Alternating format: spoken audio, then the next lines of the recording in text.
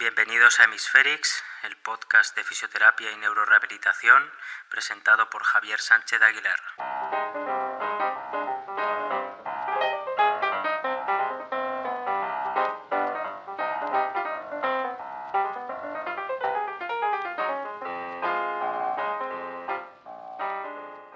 En el episodio de hoy vamos a hablar de los apellidos del cerebro y del debate sobre el cerebro bayesiano.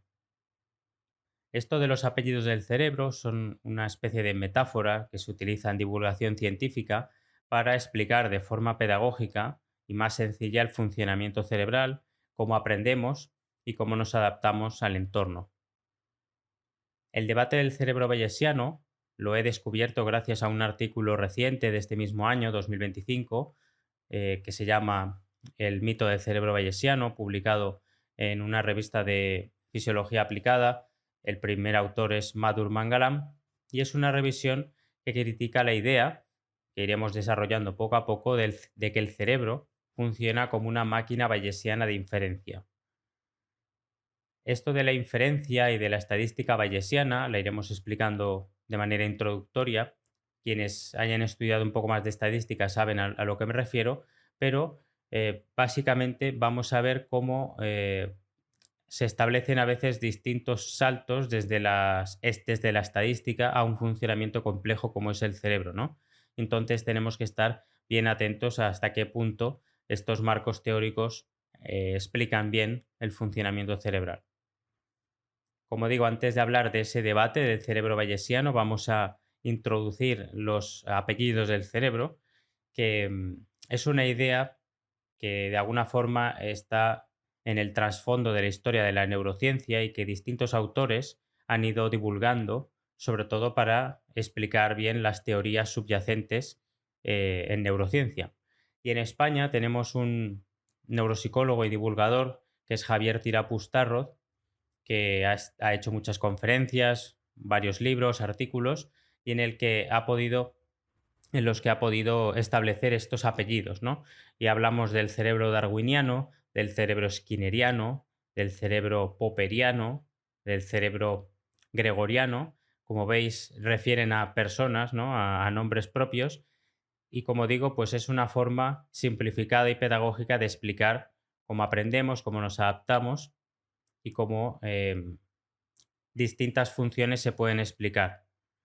Cada uno de estos apellidos alude a un marco teórico y a una metáfora sobre la mente, desde la selección natural de Darwin, pasando por el condicionamiento de Skinner, hasta la falsación de hipótesis de Karl Popper. Veamos en qué consiste cada una de estas visiones y cómo nos preparan para entender el debate actual en torno al llamado cerebro bayesiano. El cerebro darwiniano es quizás el más simple de explicar, se inspira en la obra de Charles Darwin, obviamente, y enfatiza el papel de la evolución en la conducta. En esta visión, nuestros cerebros portarían aún estrategias primitivas seleccionadas a lo largo de millones de años para favorecer la supervivencia. Esta idea conecta con la metáfora de las criaturas darwinianas, que es un concepto de Daniel Dennett, también difundida por Tirapu, organismos simples cuyas respuestas están predeterminadas genéticamente. Dicho de otro modo, ante un estímulo determinado, producen siempre la misma respuesta instintiva. Si la respuesta es adecuada, el organismo sobrevive. Si no lo es, perece, y con él desaparecen esas conductas poco adaptativas. El cerebro darwiniano, entonces, simboliza nuestros reflejos innatos y conductas heredadas, aquello que la selección natural ha priorizado, ha inscrito en nuestro sistema nervioso para que ante ciertos desafíos del entorno reaccionemos de forma automática y eficaz. Es la parte de nuestro funcionamiento cerebral forjada en la supervivencia del más apto, donde un estímulo desencadena una respuesta casi invariable. Esta perspectiva nos recuerda que en lo más básico aún compartimos con criaturas sencillas un repertorio de comportamientos instintivos moldeados por la evolución. Después tenemos el cerebro skinneriano, que en este caso nos traslada del instinto a la experiencia. Un cerebro skinneriano hace honor al psicólogo conductista Burrus Skinner, y a sus estudios sobre el aprendizaje por refuerzo. A diferencia del rígido cerebro darwiniano, que parece que funciona por meros reflejos, el cerebro skinneriano se caracteriza por ser un gran ensayador de conductas. Prueba diferentes comportamientos y aprende de las consecuencias. En términos de Daniel Dennett y de Tirapu, las criaturas skinnerianas poseen un repertorio más amplio de acciones y las generan de forma casi aleatoria. Cuando alguna conducta da buen resultado en cierto contexto, se refuerza y se consolida, mientras que las alternativas menos exitosas se descartan. Si las circunstancias cambian, el organismo no muere, sino que vuelve a probar nuevas acciones, nuevas opciones, hasta encontrar otra que funcione. Como lo ilustró con humor José San Pedro, las criaturas skinnerianas son como un mal pianista de bar que, si no sabe cómo sigue la canción, prueba todas las teclas hasta dar con una que no suscite abucheos. En nuestro cerebro skinneriano reside, por tanto, esa capacidad de aprender por ensayo y error, de adaptarnos sobre la marcha a partir del feedback que nos da el entorno. Cada hábito que adquirimos practicando, cada vez que algo nos sale mejor después de varios intentos fallidos, estamos poniendo en juego ese mecanismo conductista de refuerzo. El cerebro, visto así, es un alumno, una especie de alumno experimental que va ajustando su comportamiento con recompensas y castigos, esculpiendo nuevas conexiones neuronales en función de la experiencia. Llegamos así a un cerebro con aspiraciones de científico, el cerebro popperiano, aludiendo al filósofo Karl Popper, que propone que la mente humana actúa formulando hipótesis internas y poniéndolas a prueba, casi como una especie de laboratorio en miniatura. Para Daniel Dennett y Javi Tirapu, nosotros los humanos somos esencialmente criaturas popperianas. Esto significaría que nuestro cerebro es capaz de simular escenarios en la imaginación y evaluar posibles resultados antes de llevar a cabo una acción real. A diferencia de una criatura skinneriana que tiene que probar en el mundo su hipótesis, ver las consecuencias, arriesgarse al error, una criatura popperiana ensaya en su mente, imagina situaciones, ejecuta simulaciones mentales y solo lleva a la práctica la opción que en su simulador interno ha dado buenos resultados. Este apellido del cerebro resalta facultades propiamente humanas como la planificación, la previsión, la creatividad. Nuestro cerebro popperiano nos permite hacer teorías sobre qué pasará si actuamos de tal o cual forma, descartar mentalmente las ideas que creemos erróneas y quedarnos con la mejor, tal como Popper describía la ciencia, proponiendo hipótesis y falsando las que no funcionan. Gracias a ello, nos adaptamos con mucha más flexibilidad a entornos cambiantes, lo que algunos llamarían inteligencia, anticipando peligros u oportunidades sin tener que experimentarlos todos en carne propia. Esta capacidad de dejar que nuestras hipótesis mueran en nuestro lugar, como decía Popper, le da a nuestro cerebro un carácter predictivo y reflexivo único. Total, que el cerebro popperiano es el cerebro pensante, previsor, reflexivo, que prueba virtualmente antes de actuar realmente. Y por último tenemos el cerebro gregoriano. Javier Tirapu suele hacer referencia a este cerebro gregoriano en honor a Michael Gregory, y esta metáfora subraya una de las características más fascinantes del cerebro humano, la capacidad de simular ya no su mente, sino otras mentes. Según Tirapu, nuestro cerebro no solo procesa información sobre el entorno o genera hipótesis sobre el futuro, sino que además es capaz de imaginar, comprender y anticipar los pensamientos, emociones e intenciones de los demás. El cerebro gregoriano nos recuerda que somos seres fundamentalmente sociales y que esta dimensión social es tan profunda que nuestro bienestar psicológico depende en buena medida de ella. Como señala Tirapu, el ser humano es un ser social, la soledad es antinatural. En esta línea, nuestra mente actúa constantemente como una especie de simulador social, representando internamente los estados mentales de otras personas para interactuar y comunicarse bien con ellas. De hecho, como enfatiza Tirapu, una de las claves fundamentales para una educación integral es incorporar esta capacidad de simular mentes ajenas en la propia enseñanza. Tenemos que aprender que una de las cuestiones a integrar en educación es el conócete a ti mismo, pero también el de conoce a los demás. Sin embargo, Tirapu también advierte sobre un matiz importante en esta simulación mental, y es que no debemos confundir la empatía, es decir, sé cómo te sientes, con la vivencia real de la emoción del otro, siento cómo te sientes. Este matiz es clave porque implica comprender profundamente la perspectiva del otro, sin perder de vista que esa comprensión no es igual a experimentar exactamente lo mismo. Es la diferencia entre simpatía y empatía. La empatía implica una sensación, un sentimiento real de cómo se siente la otra persona, no una racionalización y comprensión de cómo se siente. Es algo más profundo y humano. El cerebro gregoriano, entonces, complementa de manera crucial los otros apellidos del cerebro que hemos ido viendo. Cada uno de estos enfoques pone énfasis en una faceta específica del funcionamiento mental, mientras que el cerebro darwiniano se ocupa del instinto, el skinneriano del aprendizaje por ensayo y error y el popperiano de la capacidad predictiva y de simulación mental. El cerebro gregoriano añade la dimensión social, recordándonos que nuestro cerebro no existe aislado, sino que está en permanente diálogo con otras mentes. Añadir esta perspectiva gregoriana resulta muy relevante antes de adentrarnos en el debate sobre el cerebro bayesiano, ya que nos lleva a preguntarnos hasta qué punto esas simulaciones sociales también podrían tener un fundamento probabilístico y predictivo. ¿Es acaso nuestra empatía una especie de inferencia bayesiana sofisticada sobre cómo piensan y sienten los demás? ¿O debemos entenderla desde otro paradigma distinto? Con esta última pieza del rompecabezas social que propone Tirapu, tenemos ya el contexto ideal para profundizar en el debate sobre el mito del cerebro bayesiano. Para hablar del cerebro bayesiano, quizás tenemos que poner alguna metáfora. Imagina por un momento que tu cerebro es como un científico incansable, constantemente formula hipótesis, contrasta datos sensoriales y actualiza sus creencias con nuevas evidencias.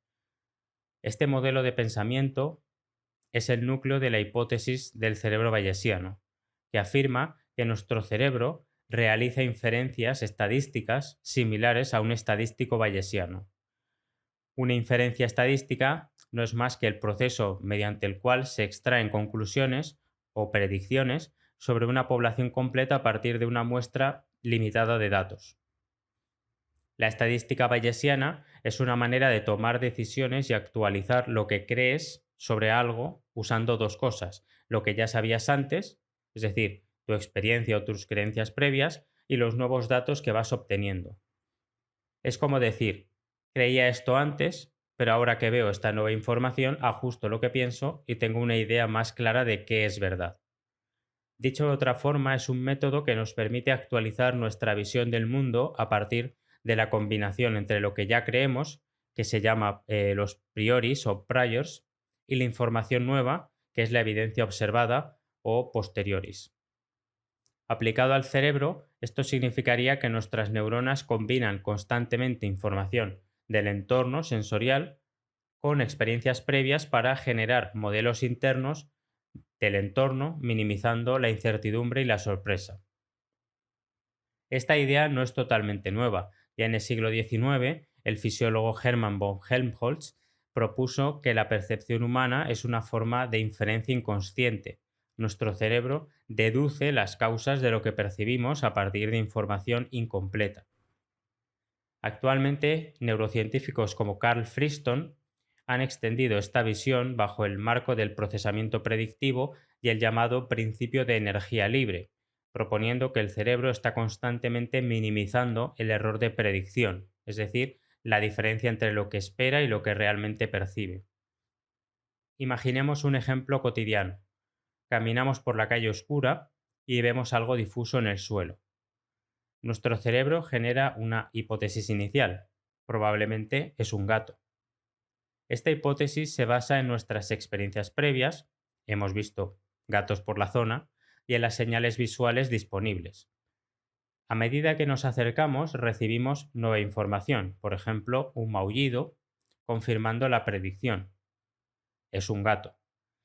Pero si la evidencia contradice nuestra hipótesis, por ejemplo, que era una bolsa de basura, el cerebro actualiza sus creencias internas corrigiendo futuros errores. Por tanto, vemos un poco la idea general del cerebro bayesiano.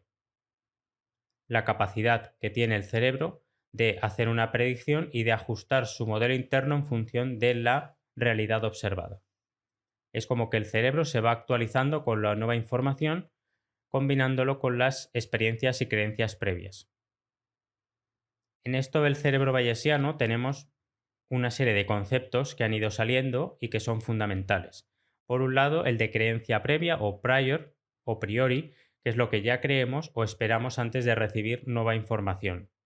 Por ejemplo, si siempre que suena el timbre llega alguien a casa, tu cerebro ya espera que eso ocurra. Esa expectativa es un prior. Después tenemos la evidencia sensorial, que es el input sensorial, que es lo que realmente ocurre o percibimos. Siguiendo el ejemplo, suena el timbre, miras por la mirilla y no hay nadie. Después tenemos el error de predicción, que es la diferencia entre lo que esperabas y lo que realmente pasó. Si tu cerebro esperaba que hubiera alguien tras el timbre y no lo hay, se produce un error de predicción. Posteriormente tenemos, valga la redundancia, el posterior o el posteriori, que es la creencia actualizada. Básicamente es tu nueva creencia una vez que has visto lo que ha pasado. Después del error de predicción, tu cerebro ajusta su expectativa y dice, vale, a veces el timbre suena y no hay nadie. Quizás era una falsa alarma. Esa creencia corregida es el posterior.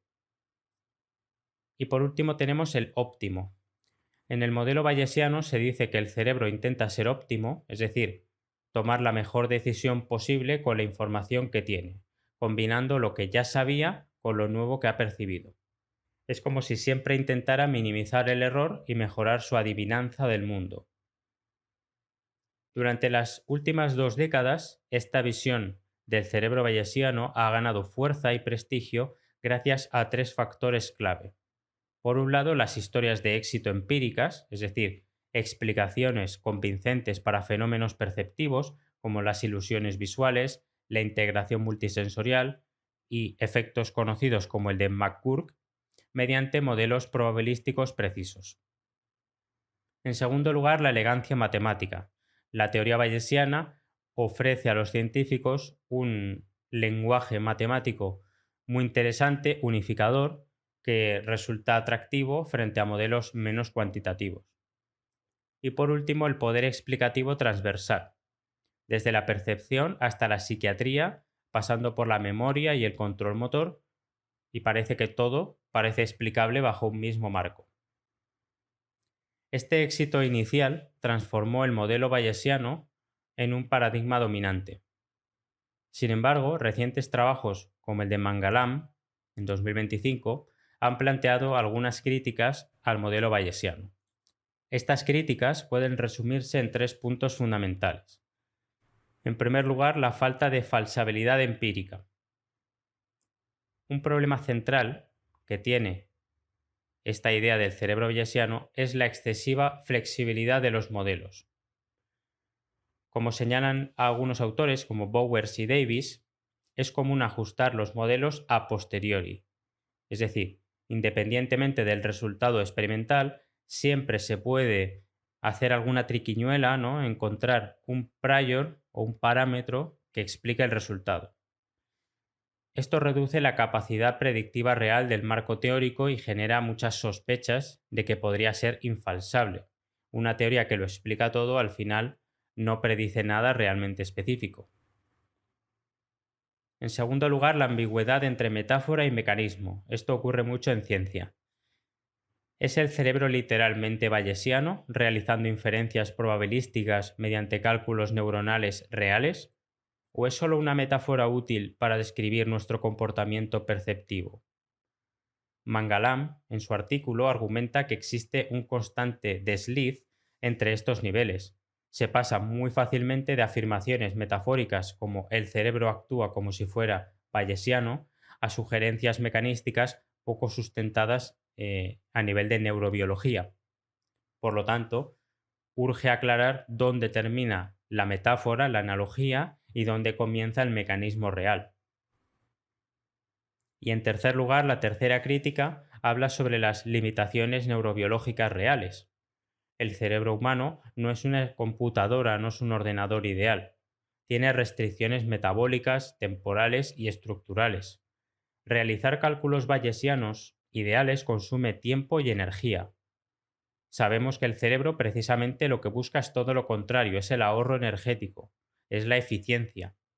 Además, la neurobiología del desarrollo muestra que nuestros circuitos cerebrales, o muchos de ellos, están genéticamente predeterminados y no necesariamente construidos a partir de inferencias probabilísticas explícitas. En otras palabras, la evolución suele preferir soluciones rápidas y robustas, no siempre óptimas en sentido bayesiano. Además, no siempre los sujetos se comportan como óptimos bayesianos.